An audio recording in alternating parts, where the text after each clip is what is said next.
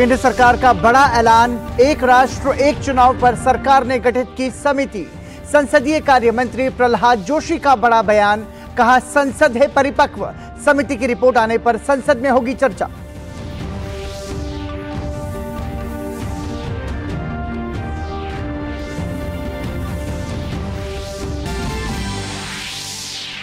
राष्ट्रपति द्रौपदी मुर्मू छत्तीसगढ़ दौरे के दूसरे दिन बिलासपुर के गुरु घासीदास विश्वविद्यालय के दीक्षांत समारोह में हुई शामिल। कहा भारत की कम लागत पर बड़ी वैज्ञानिक उपलब्धियों के उदाहरणों की हो रही है देश और दुनिया में सराहना।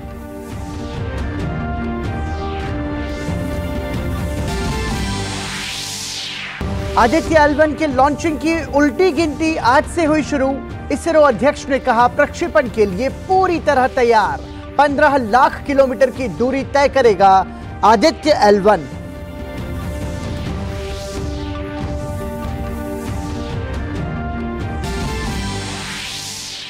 राष्ट्र को समर्पित हुआ अत्याधुनिक नवनिर्मित युद्धपोत महेंद्रगिरी। उपराष्ट्रपति की पत्नी डॉक्टर सुदेश धनखड़ ने युद्धपोत का किया शुभारंभ।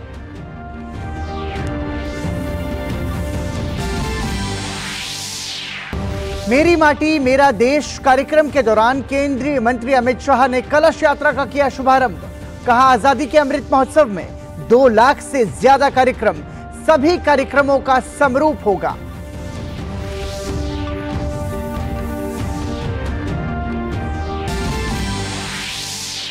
विपक्ष के गठबंधन में नहीं बनी संयोजक और प्रधानमंत्री के पद के चेहरे पर कोई सहमति। 13 सदस्यों की समन्वय समिति का किया गठबंधन।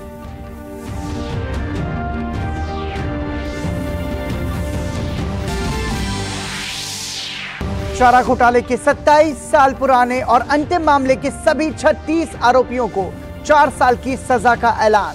सीबीआई की विशेष अदालत ने अधिकतम 1 करोड़ और न्यूनतम 3 लाख तक का जुर्माना भी लगाया। मामला डोरंडा कोसागर से करोड़ों के गबन का है। नमस्कार, आप देख रहे हैं समाचार, आपके साथ मैं हूं पराक्रम सिंह शेखावत। और सुर्खियों के बाद आइए अब खबरों की बात करते हैं विस्तार से। केंद्र सरकार ने बड़ा ऐलान करते हुए एक राष्ट्र एक चुनाव के लिए कमेटी का गठन किया है। कमेटी इससे संबंधित सभी कानूनी पहलुओं पर गौर करेगी। इस सिलसिले में जल्द ही नोटिफिकेशन भी जारी किया जाएगा। केंद्रीय मंत्री प्रहलाद जोशी ने राजधानी दिल्ली में मीडिया से बातचीत में कहा कि समिति की एक रिपोर्ट आएगी जिस पर संसद में चर्चा होगी, और उन्होंने कहा कि इस पर बात को लेकर घबराने की जरूरत नहीं है। संसद पूरी तरह से परिपक्व है और इस पर संसद में ही चर्चा होगी। अभी तो कमेटी रचा है, इतना घबराने का क्या जरूरत है।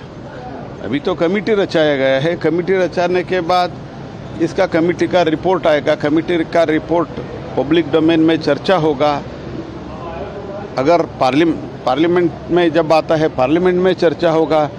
पार्लियामेंट प्रबुद्ध है, भारत देश का प्रजाप्रभुत्व एकदम मैच्योर्ड है, प्रबुद्ध प्रजाप्रभुत्व है, उसमें चर्चा होगा। इतना घबराने का क्या बात है। हम देश दुनिया के बहुत बड़ा प्रजाप्रभुत्व, we are the largest democracy of the world. और इसके साथ ही साथ हम बहुत पुराना डेमोक्रेसी है। India is called as the mother of democracy. ये मदर ऑफ डेमोक्रेसी में बहुत बार ऐसे, ये तो एवोल्यूशन है। ये डेमोक्रेसी, जहाँ मैं कर्नाटक से आता हूँ, कर्नाटक से 12th सेंचुरी में डेमोक्रेसी था। ऐसे भारत के कई प्रदेशों में democracy 12th century, 11th century, 8th century से डेमोक्रेसी है। ये डेमोक्रेसी भारत में एक एवोल्यूशन है। ये एवोल्यूशन में अभी नया नया जो विषय आता है देश के हित में, उसका तो चर्चा तो करना चाहिए। तो चर्चा करने के लिए कमेटी रचा दिया गया है। तो इसका अर्थ ये नहीं है कि कल से ही हो जाएगा, इसे तो हमने थोड़ी कहा है। भाजपा नेता और सांसद राज्यवर्धन सिंह राठौड़ ने कहा कि पूरे वर्ष भर देश के अलग अलग हिस्सों में चुनाव चलने से हजारों करोड़ रुपए खर्च होते हैं और काम भी बाधित होता है। इस पर गंभीरता से चिंतन और मनन करने की जरूरत है। देश के अंदर पूरे साल भर चुनाव चलते रहते हैं, उससे अलग अलग सरकारें अपना काम करना बंद कर देती हैं। कोड ऑफ कंडक्ट लगने की वजह से हजारों करोड़ रुपए खर्च होते हैं। हर बार अलग अलग इलेक्टोरल लिस्ट बनती है तो ये सब व्यवस्थित होना चाहिए। इसके ऊपर प्रधानमंत्री मोदी जी ने कई बार कहा कि चिंता करने की जरूरत है, चर्चा करने की जरूरत है और एक समाधान निकालने की जरूरत है ताकि देश मजबूती से आगे बढ़ पाए। वहीं इससे पहले आज भारतीय जनता पार्टी के राष्ट्रीय अध्यक्ष जगत प्रकाश नड्डा ने पूर्व राष्ट्रपति रामनाथ कोविंद से मुलाकात की।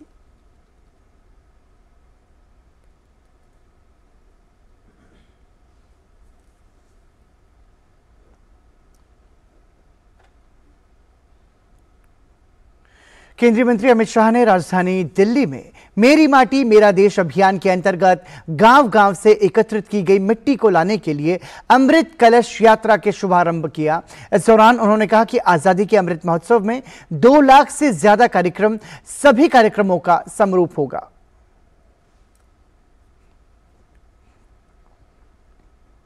1 सितंबर से 30 सितंबर तक गांव स्तर पर हर वार्ड में हर घर से मिट्टी या धान इकट्ठा करना, एक कलश के अंदर लेना, उसके बाद 1 अक्टूबर से 13 अक्टूबर तक वहां से ब्लॉक स्तर पर और ब्लॉक स्तर से प्रदेश स्तर पर और 22 अक्टूबर से 27 अक्टूबर तक ये पूरे 7500 कलश देश के हर ब्लॉक से, हर कोने से, हर गांव से, हर घर से मिट्टी और धान लेकर एक कलश देश की राजधानी में पहुंचेंगे। आजादी के अमृत महोत्सव में मोदी जी ने ढेर सारे कार्यक्रम, 2 लाख से ज्यादा कार्यक्रम, आप कल्पना कर सकते हैं 2 लाख कोरोना के कठिन काल के अंदर भी ऑनलाइन तो ऑनलाइन मगर कार्यक्रम होते रहे। और जैसे ही कोरोना की काली छाया हटी, लाखों लोगों के इन्वॉल्वमेंट के साथ कार्यक्रमों ने पूरे देश में आजादी के आंदोलन जैसी राष्ट्रीय भावना को फिर से एक बार जागरूक करने का काम किया है। और इसी कार्यक्रम में केंद्रीय सूचना प्रसारण मंत्री अनुराग सिंह ठाकुर ने कहा कि मेरी माटी मेरा देश अभियान के तहत हमारे देश की संस्कृति और परंपरा को G20 के सदस्य देशों के अलावा दुनिया भर के देश देख सकेंगे।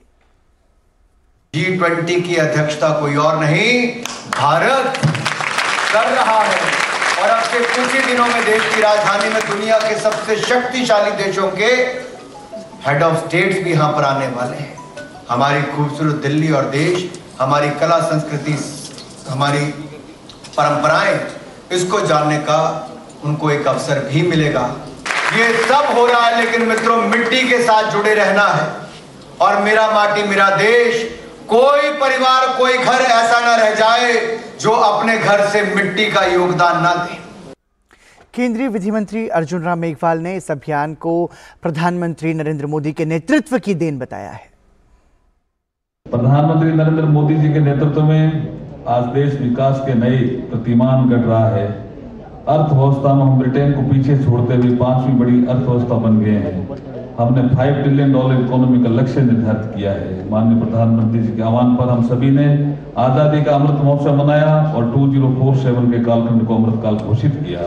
उसी श्रृंखला में आज हम मेरी माटी मेरा देश का अभियान का प्रारंभ कर रहे हैं।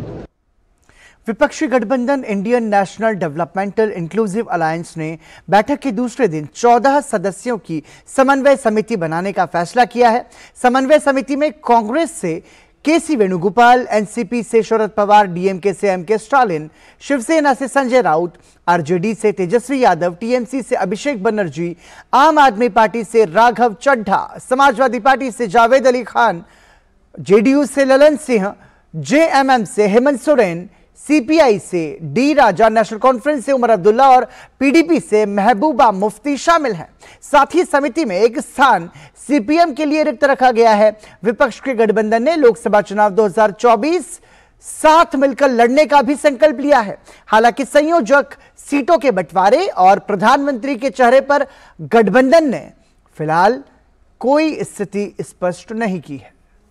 और वहीं इलेक्ट्रॉनिक्स और सूचना प्रौद्योगिकी राज्य मंत्री राजीव चंद्रशेखर ने इंडिया गठबंधन की बैठक के सवाल पर कहा कि गठबंधन में नया कुछ नहीं है, उन्हें यूपीए नाम पर शर्म आती है, इसलिए नाम बदल लिया है। उन्होंने कहा कि गठबंधन में शामिल दलों और उनके नेताओं की राजनीति परिवारवाद, भ्रष्टाचार और तुष्टीकरण से जुड़ी हुई है। They are ashamed of their name and they want to change their name. But a name change does not change the original corrupt product. The product is the same. It is the Lalu Yadavs who have been in jail. It is the same Congress party who has looted India for 10 years during UPA. It is the same left parties who supported the Congress when the Congress was looting India for 10 years. So a name doesn't change what their politics is. Their politics has been, will be and will always be one of dynasties, centered around corruption and exploitation and appeasement. राष्ट्रीय शैक्षिक अनुसंधान और प्रशिक्षण परिषद NCERT को deemed विश्वविद्यालय का दर्जा प्राप्त हो गया है। NCERT के 63वें स्थापना दिवस के मौके पर आज नई दिल्ली में आयोजित कार्यक्रम के दौरान केंद्रीय शिक्षा मंत्री धर्मेंद्र प्रधान ने यह घोषणा की। धर्मेंद्र प्रधान ने कहा कि NCERT आने वाले दिनों में शिक्षा के क्षेत्र में एडवांस रिसर्च यूनिवर्सिटी बन पाएगा और दुनिया के अच्छे संस्थानों के साथ शैक्षिक सहयोग करने में सक्षम होगा। बहुत सारे रिसर्च वर्क NCERT पहले से भी करके आती है। यहाँ बहुत teaching faculty, quality teaching faculty काम भी करते हैं।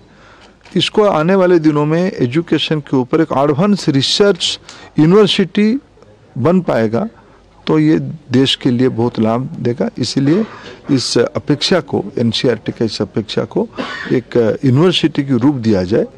हमारे इंडियन इंस्टीट्यूट ऑफ साइंस जैसे एक इस प्रकार की टीचर्स और स्कूल एजुकेशन की एक रिसर्च यूनिवर्सिटी ये बने, इसकी आज ये काम वही करते आ रहे थे, लेकिन उनको जब एक यूनिवर्सिटी की दर्जा दिया जाएगा, इनकी क्वालिटेटिव नेटवर्क बढ़ जाएगी, नेटवर्क भी बढ़ जाएगी।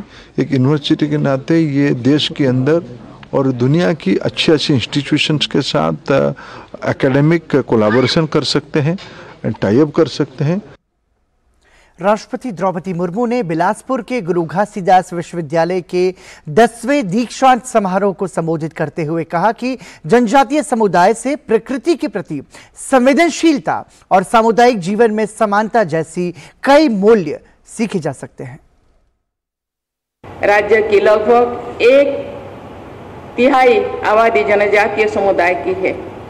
जनजातीय समुदाय की समृद्धि संस्कृतियों के से प्रकृति के प्रति संवेदनशीलता, सामुदायिक जीवन में समानता का भाव तथा महिलाओं की भागीदारी जैसे जीवन मूल्यों को सीखा जा सकता है। राष्ट्रपति ने देश की वैज्ञानिक दक्षता की तारीफ करते हुए कहा कि भारत की ओर से प्रस्तुत किए गए high science at low cost के उदाहरण की देश दुनिया में सराहना हो रही है।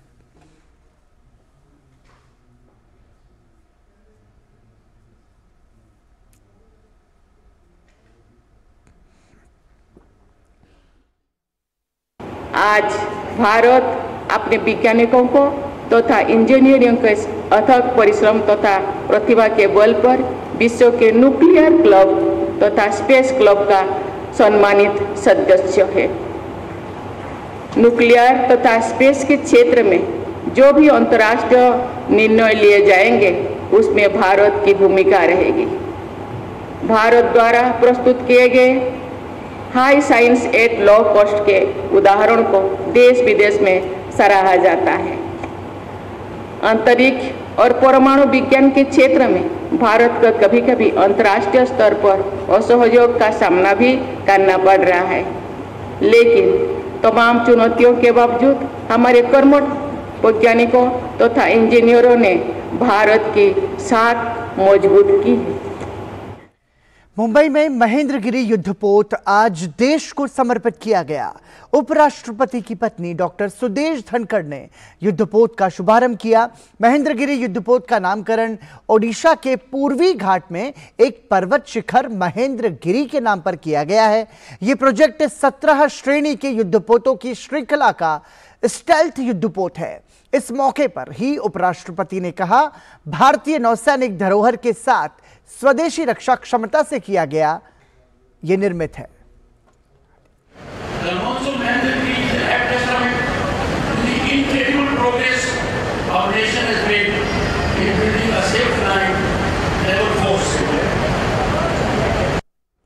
श्री राम जन्मभूमि पर बन रहे भव्य मंदिर का पूरे देशवासियों को बेसब्री से इंतजार है। उत्तर प्रदेश के अयोध्या में बन रहे श्री राम मंदिर के निर्माण का कार्य अंतिम चरणों में है। भूमि पूजन के समय देश में भेजे गए प्रसाद और अक्षत के साथ श्री राम जन्मभूमि रजकण को प्राण प्रतिष्ठा महोत्सव के समय भी देश के 5 लाख गांवों में भेजने, गांवों में मौजूद धर्मस्थलों पर श्री राम संकीर्तन और रामायण पाठ के साथ ही अन्य धार्मिक अनुष्ठान करने जैसे कार्यक्रम शामिल हैं। श्री राम जन्मभूमि तीर्थ क्षेत्र ट्रस्ट के महासचिव चंपत राय ने कहा कि रामलला प्राण प्रतिष्ठा महोत्सव को लेकर तमाम सुझाव आ रहे हैं और उन पर गंभीरता से विचार भी किया जा रहा है।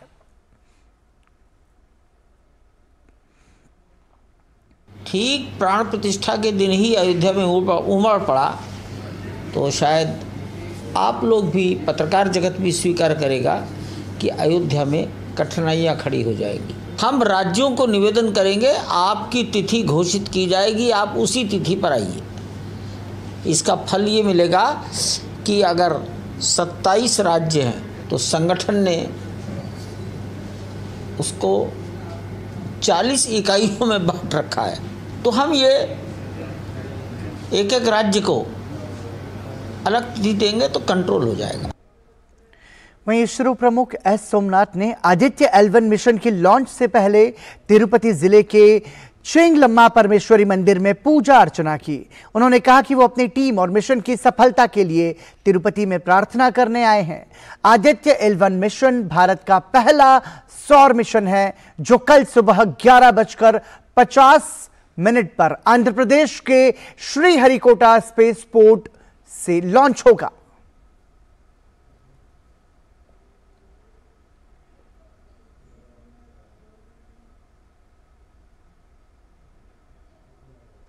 Today, the countdown for PSLV C57 Aditya L1 mission is starting, and tomorrow noon time we will have the launch.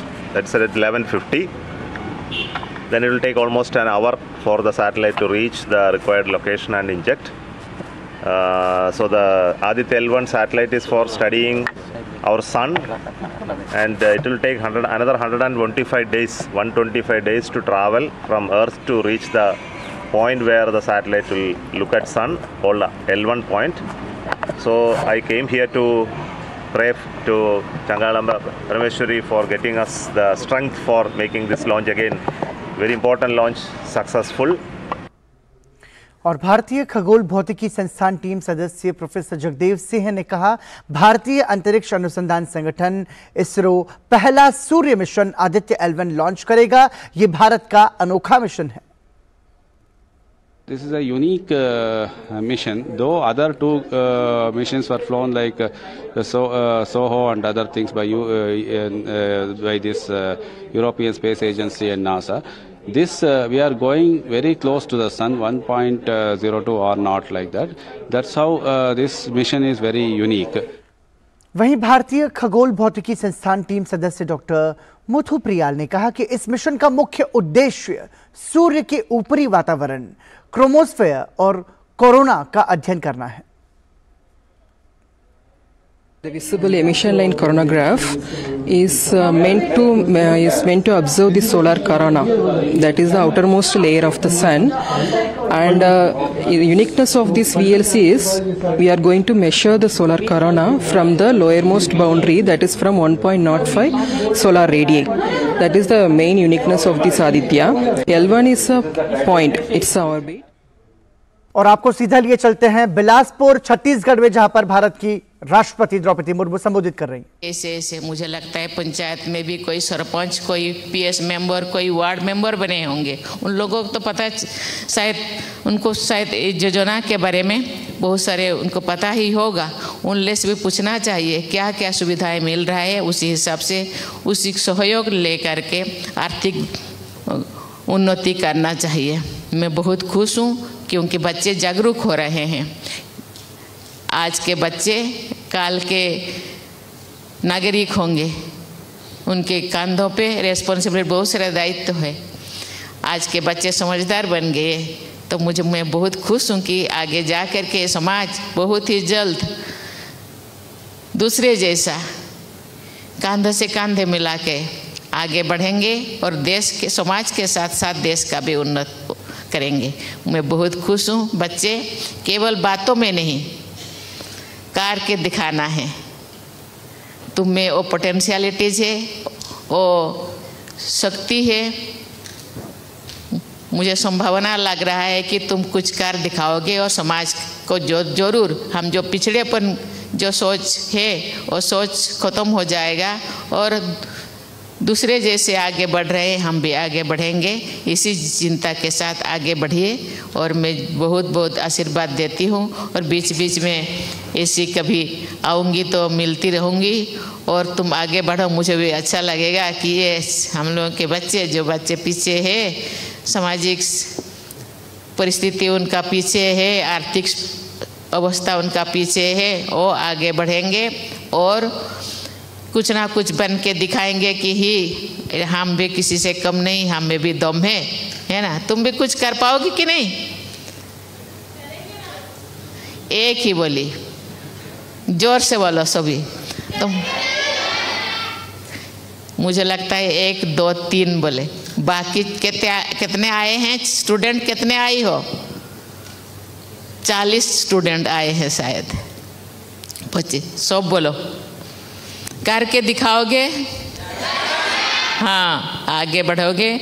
और जितने भी सहयोग दे रहे हैं, गवर्नमेंट सहयोग देना, पहले पिता माता को परेशान होना पड़ता था क्योंकि ऐसे व्यवस्था नहीं था। अभी बहुत सारे व्यवस्था है और व्यवस्था तो हो रहा था लेकिन जानकारी नहीं था और अभी जानकारी मिल गया है। बहुत सारे स्कूल, नया नया स्कूल खुल गया है। एकलव्य विद्यालय, KGBB महिला बच्चियों के लिए, गर्ल स्टूडेंट के लिए और सभी स्टूडेंट के लिए एकलव्य विद्यालय जो इंग्लिश मीडियम में पढ़ाया जाता है, बहुत अच्छा स्टैंडर्ड के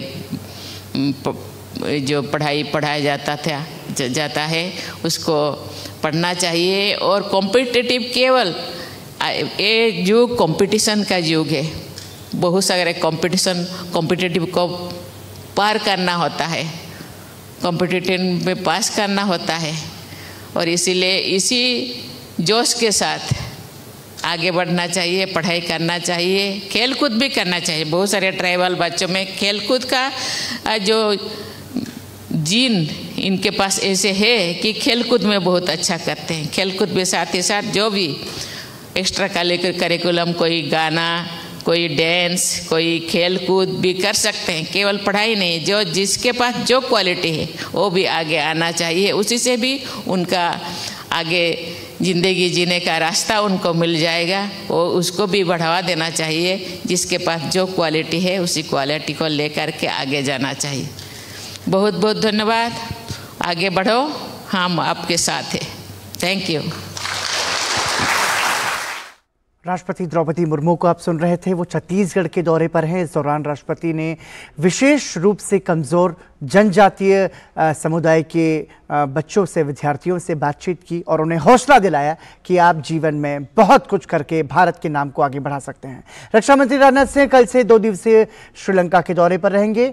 वो 2 और 3 सितंबर को अपनी यात्रा के दौरान श्रीलंका के राष्ट्रपति और रक्षा मंत्री रानिल विक्रमसिंघे और प्रधानमंत्री दिनेश गुणवर्धने के साथ बातचीत करेंगे। दोनों देशों के बीच होने वाली द्विपक्षीय बैठकों के दौरान श्रीलंका के साथ भारत के रक्षा संबंधों के संपूर्ण पहलुओं पर चर्चा होगी। रक्षा मंत्रालय के सूत्रों ने बताया कि रक्षा मंत्री राजनाथ सिंह मध्य श्रीलंका में नुवारा एलिया और देश के पूर्वी हिस्से में स्थित त्रिंकोमाली का दौरा भी करेंगे।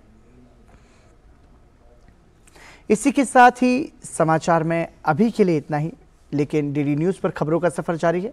देखते रहिए डीडी न्यूज। नमस्कार।